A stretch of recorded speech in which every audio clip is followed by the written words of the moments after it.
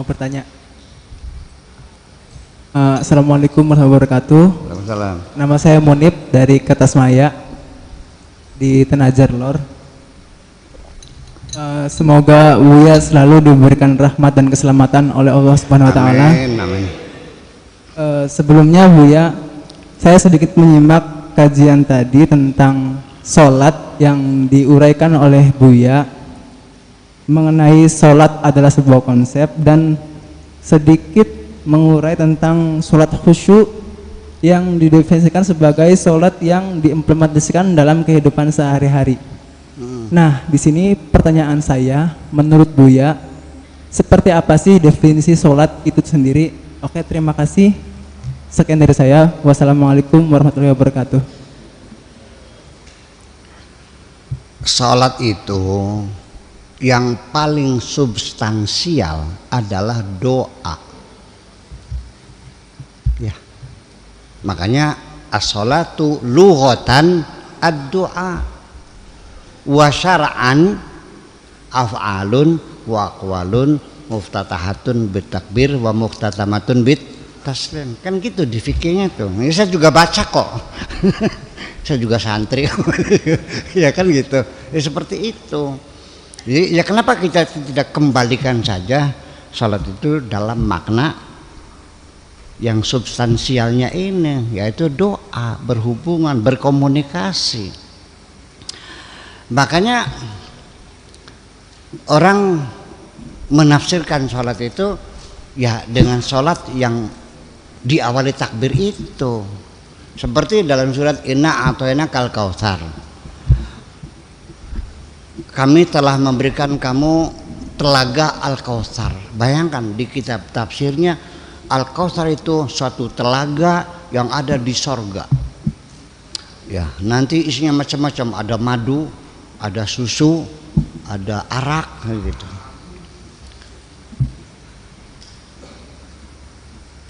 Inna a'tayna fi'il madhi apa fi'il mudhari? Jadi sudah atau belum? Allah memberikan Kautsar kepada Kanjeng Nabi, sudah atau belum? Ya sudah dong, gimana lagi? Kok sampai ke surga-surga sih? Ini kan jadi pertanyaan. Shiratal mustaqim kan di sini, jalan lurus yang benar. Kok jadi jembatan di neraka? Gimana lagi? Ya ini kan, ini kita masih maklumi. Tapi ya saya tidak menyalahkan lah. Ya udahlah, saya juga dapat ilmu juga dari mereka juga kok. Cuman bedanya kan saya berani mengkritisi, kamu kan tidak. Salah aja. Oke. Kautsar ini bukan bahasa Arab, ini bahasa Ibrani. Dari kosher. Kosher itu sertifikat keahlian. Artinya orang yang diberi surat keterangan bahwa dia punya talenta, punya multi talenta. Ya, iya. Ya, main gitar bisa, piano bisa, ngaji bisa, ceramah bisa, apalagi matematika bisa, fisika bisa, duit banyak, sakti iya, kan gitu. Kan multi talenta. Kosher, dari kata kosher, kashrut. Ya, kalau kashrut itu tukang jagal yang punya sertifikat. Jadi kosher itu adalah sertifikat isinya. Artinya Nabi diberi kemampuan yang luar biasa, kecerdasan, kepintaran, kesabaran, punya tahan daya tubuh, kesehatan, semuanya itu. Itu, antaranya Kautsar. Jadi udah nggak usah ngenes, nggak udah sedih, udah. Artinya kami sudah memberikan berbagai macam talenta kepada kamu. Silahkan untuk bekal hidup kamu berjuang. Yang penting fasalli li rabbika, banyak berkomunikasi dengan Tuhanmu. Jangan pedulikan komentar-komentar orang lain. Yang penting banyak berkomunikasi. Kami bekali engkau dengan talenta-talenta yang banyak sekali. Yang penting kau berkomunikasi dengan Tuhanmu. Fasalli li rabbika, bukan sholat. Sembahyang mana? Gue sembahyang mana kan? wanhar, dan berkorbanlah. Artinya coba pikirkan masyarakatmu, tolonglah mereka yang susah, ajarilah yang bodoh, obatilah yang sakit, ya kan? Kita berikan pengorbanan kita kepada masyarakat dengan kebaikan-kebaikan, karena melalui berbuat baik kepada sesama itu akan membangun namanya the law of attraction, ya, undang-undang daya tarik. Kita menjadi ketokohan, akan eksis di tengah-tengah masyarakat. Wanhar fasali lirobika wanhar, inna syaniaka, nanti yang memusuhi kamu, yang menjelek-jelekan kamu, yang ngerasain kamu, huwal abtar, akan tumbang dengan sendirinya. Kan enak begitu tuh. Kok tekan neraka sepriben. Ini persoalannya. Jadi ya seperti gitu. Jadi artinya begini, mereka menafsirkan Al-Quran pada zaman itu. Tapi pertama kali tafsir At-Tabari, di situ Israiliyat, khurafat, ya kan, hadis-hadis dhaif masuk semuanya. Yang penting asal mengurai, jangan disalahkan, ya kan begitu. Nah, kita sekarang sudah teknologi, sains teknologi semakin maju, kita punya alat yang lengkap, ya kita bedah lagi dong. Memang nggak boleh menafsir Al-Quran, memang nggak boleh. Ini Al-Quran untuk kita kok, masa nggak boleh dibedah lagi. Nah, itulah makanya itu sekira seperti itu maksudnya. Nah, kita kembali tadi yang lupa saya uraikan, seperti ketakwaan tadi itu apa tadi itu? Melaksanakan segala perintah Allah. Al-Quran menjelaskan orang bertakwa itu alladzina yu'minuna bil ghaibi. Ghaib itu apa ceritanya? Sorga, neraka, malaikat.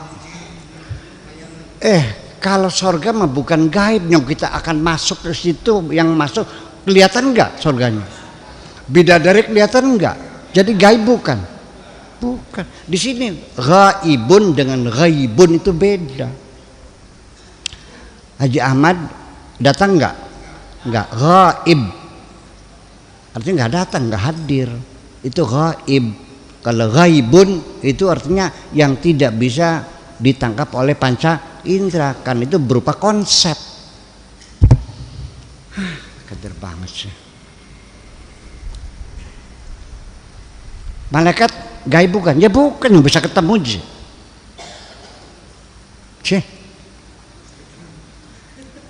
Jadi gaib itu sesuatu yang sifat konsep-konsep. Ya artinya punya platform. Orang yang bertakwa itu orang yang hidupnya punya platform, punya visi dan misi, punya gagasan, punya tujuan, punya pidato politik, punya target, betul enggak? Punya cita-cita.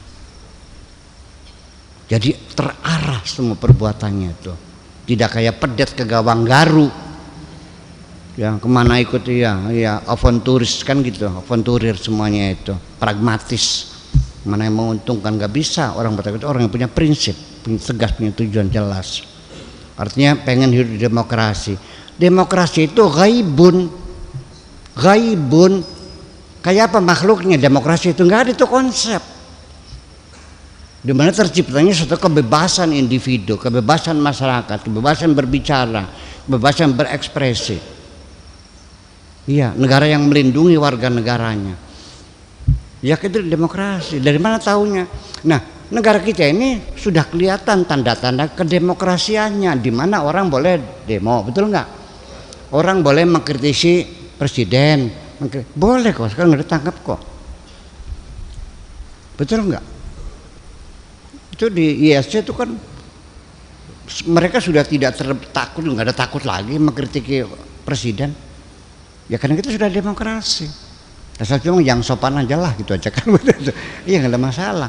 Menyebabkan kesalahan boleh kritisi, tapi jangan mencaci maki dong gitu aja, pakai etika juga. bikin ormas boleh, betul nggak? Jadi kan ada nggak demokrasi? Ya ada.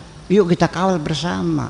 Kasih pemanggilan makhluknya itu diimplementasikan dalam kehidupan bernegara.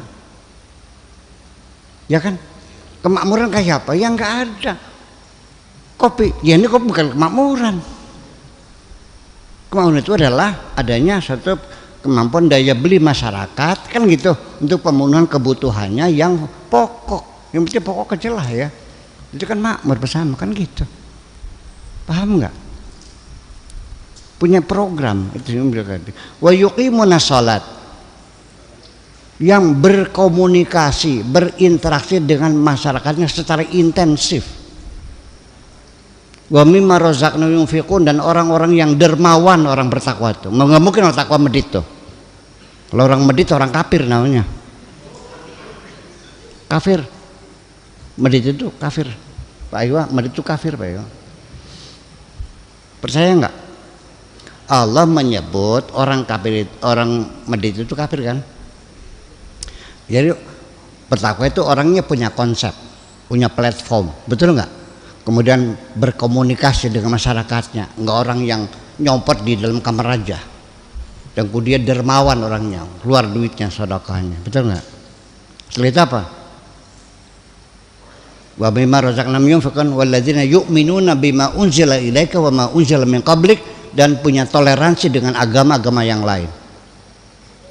Yang kelima, wabil akhiratihum, punya program jangka panjang. Itulah takwa dalam Al-Quran dijelaskan. Kok melaksanakan perintah dari mana Anda mau definisi itu? Jadi pertanyakan dong. Jelas mana? Kata Allah atau kata ulama? Ikut mana? Terserah kamu. Ada yang ngotot boleh, ya silakan aja, nggak apa-apa. Kalau memang itu membahagiakan dirimu silakan aja. Kalau Anda sudah merasa bahagia gitu, ya udah silakan aja. Tapi nanti pada di penghujungnya, bahwa orang yang rajin sholatnya sekalipun, tetapi ketika keadilan sosial tidak menjadi kenyataan, banyak anak yatim terlantar, banyak fakir miskin kelaparan, maka sholatmu akan dibayar dengan neraka well oleh Allah. Setuju nggak? Iya, jadi ya, Islam itu bukan ritual, bukan. Ritual itu sholat, zakat, itu hanya exercise, latihan. Sama seperti Pak Iwa memimpin kalau hari Senin ya, apel bendera ya, kan hormat bendera. Itu bukan menyembah bendera, bukan, menanamkan cinta tanah air kepada kita, paham enggak? Hormat bendera, orang gitu. Itu bukan nyembah. Ini ada isu, itu musyrik nyembah. Ya itu salah semacam itu. Jadi ya kisah sendiri jadi menjadi sulit untuk berbicara lebih bebas di tengah masyarakat yang memang seperti itu. Selalu salah paham. Jadi ya bagaimanapun ya kita harus berjiwa besar juga. Ya, fasfah anhum waqul salam. Ya kan selesai. Itu aja. Ujungnya apa? Emang juga pikirin.